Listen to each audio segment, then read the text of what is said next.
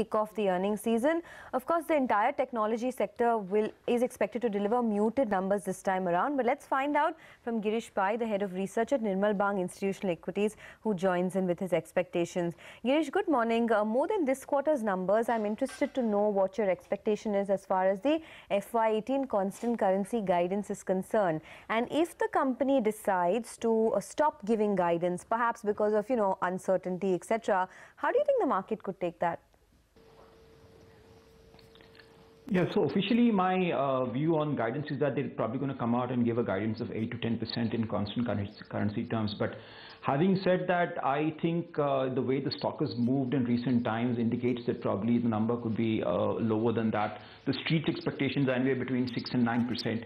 One needs to look at, where the company is coming from. Last year, for instance, FY17, when the year started, they gave a guidance of 11.5 to 13.5% constant currency growth, and by the time we had Q3 come through, the number went down to as low as 8.4 to 8.8%. So there could be a situation where the company could potentially start with a fairly low number, just to be on the safe side. So a number probably close to a 5-6% kind of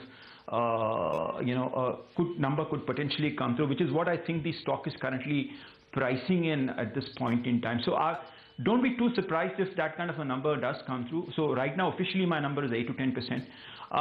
So I think that is one thing to watch out for. I think the other thing to watch out for would be margins. While I'm expecting the full year margins for FY17 to be about 24.6%, I think next year you're going to have a whole lot of things to contend with, rupee being one big culprit out there. With it trading somewhere close to between 64.5 and 65 by the year end, one needs to see how this guidance on margins also plays out, because they typically take the year-end rupee-dollar rate into account in terms of looking at how margins play out, and especially in the context of the fact that you have H1B related, potential, I would say, cost increases also coming through. Not so much from the wage increase perspective, but other things that are going to potentially play on H1B visa. So these are the things that probably we need to watch out for from an Infosys standpoint. Okay. Good morning, Girish. In the financial space, I mean, we saw this unusual move on REC, PFC. A lot of the small banks ran up yesterday, the RBLs of the world. How are you? We normally discuss private banks, public sector banks. These are the fringe elements. How would you play these stocks? So in the financial space, we really don't track some of these, the power finance players as things stand right now. We look at both the PSUs, the PSU banks, the private sector, retail-focused private sector banks, and obviously the NBFCs, where we kind of focusing on both the microfinance companies as well as the gold financing plays. So there, I think our comfort on the NBFC side is largely on the gold finance companies. We like both Manappuram and Muthoot more so than Manappuram, because I think there could be some issues with asset quality on the microfinance side. So I'm not really pushing the microfinance players right now.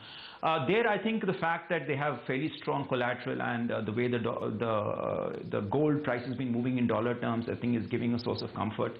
And it's a fairly liquid collateral. The fact that you have a situation where the business model has changed to one where from a 1-year tenor, it's gone down to a 3 to 6 month tenor, which kind of gives a lot of comfort to the company on the asset quality side. So that is a space that we've been recommending to investors besides the retail-focused private banks. I'm not in a position to comment so much on REC and PFC.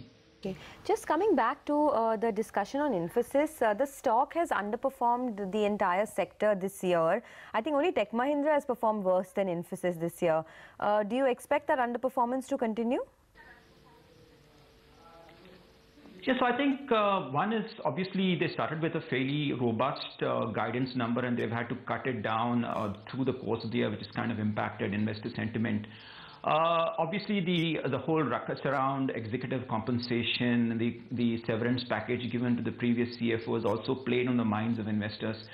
So I think that is something probably they need to put behind themselves going forward.